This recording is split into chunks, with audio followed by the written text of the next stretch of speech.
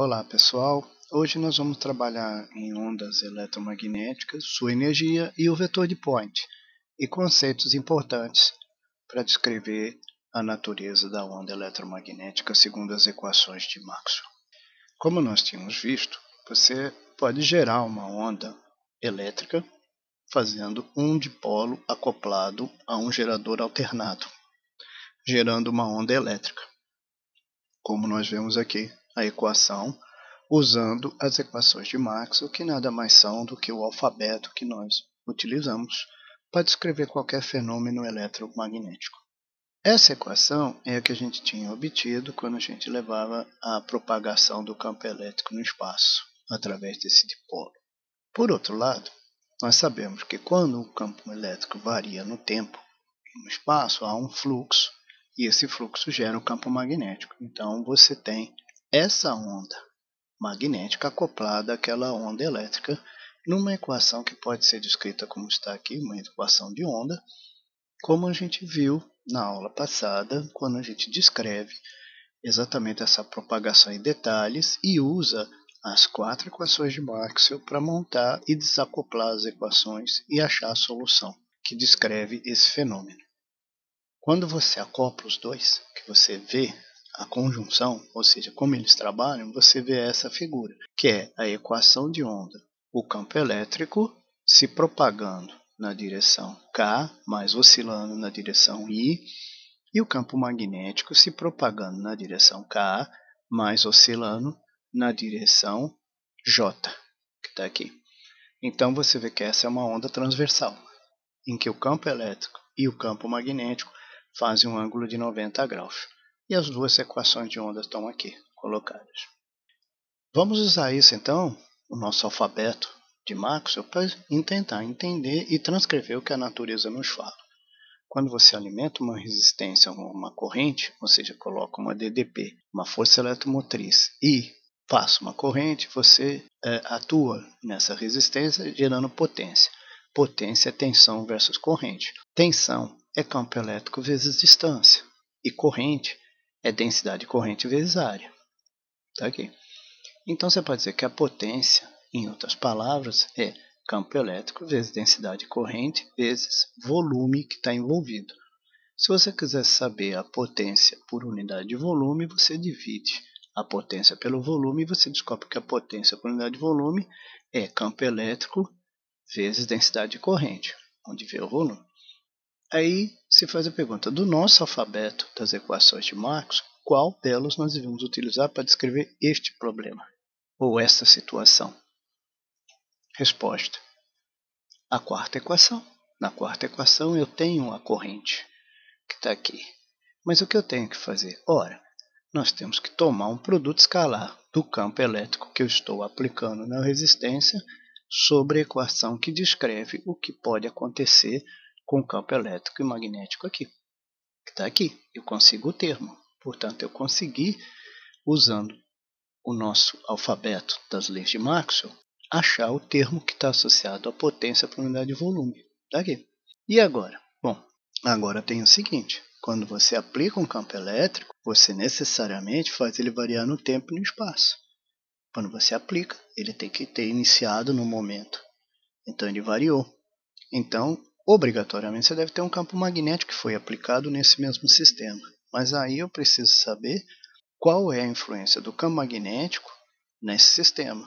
Então eu preciso procurar uma outra equação, que é qual? É essa aqui, a lei de Faraday. Eu tenho que ver qual é a influência do campo magnético que foi gerado por conta de aplicar o campo elétrico sobre o sistema, que responde sempre com rotacional de E menos dB/dt. Quem é o sistema? A resistência. Então, eu tenho que ver tanto o efeito de aplicar o campo elétrico como aplicar o campo magnético que está conjugado ao campo elétrico que eu apliquei. Então, na verdade, eu tenho um sistema composto. Eu aplico o campo elétrico e quando eu aplico o campo elétrico, a variação do fluxo do campo elétrico que eu apliquei gera um campo magnético que também atua sobre o sistema, que é a resistência. Quando eu olho essa equação aqui, que é quando eu olho só o campo elétrico, eu posso reescrever ela pegando esse μ0 e dividindo B por μ0, que é H. E fico com uma carinha igual ao campo H que eu estou aplicando aqui. Por que eu não apliquei o campo B? porque o campo H é o campo bruto que eu apliquei. O B é o campo líquido, é o efetivo. O H é o campo bruto, é o campo que eu gerei.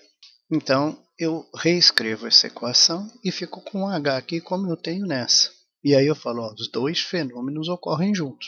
Então eu falo, bom, então eu tenho este fenômeno e este fenômeno. Quando eu aplico campo elétrico tem este, quando eu aplico campo elétrico, obrigatoriamente aparece um campo magnético bruto que atua nesse sistema. Então eu tenho que somar os dois efeitos. E eu somo. Está aqui, somo os dois efeitos. Só que um é uma potência dissipada, o outro não. Então, ao somar os dois efeitos, quer dizer, esse aqui mais esse é menos, é negativo, é um efeito de dissipar a potência, eu tenho essa equação. Aí eu olho e falo, puxa, ainda não consigo entender o que esse alfabeto está falando para mim. Então vamos tentar clarificar isso. Eu recorro aos conhecimentos que vêm da mecânica, por exemplo, de como é um produto vetorial quando tem um divergente sobre o produto vetorial. Onde eu vejo isso? Por exemplo, o torque. Torque é força vezes distância. Isso é um produto vetorial. Você pode ver como é a divergência de um torque. E da mecânica tem essa relação que estabelece que o divergente de um produto vetorial pode ser descrito dessa forma. Então eu vou usar esse recurso no meu problema. E eu vejo o seguinte, se eu usar essa ideia, eu consigo ver o termo que está nessa equação que eu montei agora com o alfabeto das leis de Maxwell. Eu falo, então eu posso pelo menos reduzir o tamanho dessa expressão para essa aqui. Então eu reescrevo assim. Mas por que você está fazendo isso? Para ser um pouquinho mais sintético. Falta agora entender o que eu posso fazer com esses três termos. Esse termo aqui representa o campo elétrico que eu apliquei na resistência, vezes a corrente, que está circulando lá, que dá a potência dissipada, por isso menos aqui. Aí eu vou para cá e falo, bom, tá bom, consegui esse termo sintético, ainda não sei o que é, mas tenho esse termo e esse termo. O que é este termo? Eu olho e falo, vamos trabalhar. É HdBdt, mais HdDt do que B é μH. Mi pode ser μ0 se for no vácuo ou mi no ambiente. Lembre-se que esse é o campo que eu criei e esse é o campo efetivo que apareceu. Vai depender dessa substância onde eu estou, para saber qual o valor do B. Esse é o campo que eu criei. É o campo bruto. Quando eu olho isso aqui, eu posso interpretar isso aqui. Olha, isso aqui, na verdade, é a derivada disto. Olha, derivada de dt de h. Como h depende de t, desce esse 2, divide por esse 2 e eu pego e faço dth. Ou seja, eu tenho exatamente isso aqui se eu derivar isto. Mas isso aqui, esse meio mi, ele é uma constante. Eu posso jogar para dentro ou para fora. Então eu vou jogar para dentro para ficar mais sintético. E vou ficar com essa derivada de dt de meio de h e um dos h's que está aqui, né, que estão aqui, eu vou juntar com o b. Que vai ficar o quê? Vai ficar μh é o b. Então eu coloco o b. Agora, isto aqui, o que isto representa? Ora, isso aqui é a densidade de energia magnética que você tem quando tem o campo magnético. É quanto tem de energia magnética por unidade de volume. Então vou analisar esse. Esse aqui também. É E, D, D, D, D, T, T. Esse D é o campo bruto que a carga gera. Dependendo da latar, o campo efetivo é menor. É o E. E aí o que eu vejo? Eu posso abrir essa expressão e olha, vou lá, vou assim, vejo a mesma coisa. Reparem, eu posso descrever isso aqui como sendo a densidade de energia elétrica. E de uma forma mais elegante, passo esse meio E para dentro e deixo o D carregando esse epsilon aqui da permeabilidade elétrica. Dessa forma, eu fico com esses dois termos sintéticos aqui que representam a densidade de energia elétrica e a densidade de energia magnética. E coloco aqui na equação. Estou ficando com uma equação mais enxuta. Rearranjando, eu posso passar esses dois termos para o outro lado e fica positivo. Então, a energia dissipada na resistência apresenta dois termos aqui, iguais a essa energia dissipada. Ou seja, a energia que eu entrego lá na resistência. E aí, eu olho melhor e falo, olha, mas isso aqui é densidade de energia, isso aqui é densidade de energia, então isso aqui é densidade de energia eletromagnética. E jogo aqui. E fico com essa equação.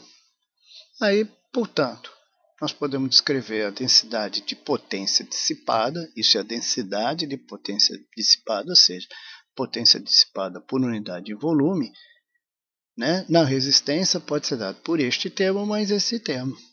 Esse termo representa a densidade de energia eletromagnética e esse termo representa o quê? Ora, vamos avaliar. Quando você tem aqui, que você aquece uma resistência, o que acontece?